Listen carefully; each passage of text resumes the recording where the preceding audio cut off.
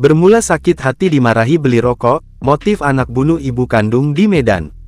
Polisi menetapkan status tersangka terhadap Wem Pratama 33 terkait kasus pembunuhan ibu kandungnya bernama Megawati, 56.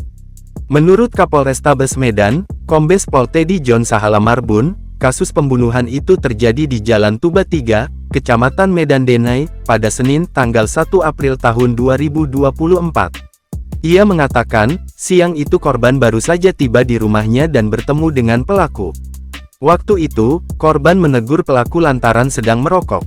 Ibunya pulang kerja lalu memarahi tersangka, dikarenakan korban melihat tersangka memegang rokok mahal, kata Teddy kepada Tribun Medan, Kamis tanggal 4 April tahun 2024.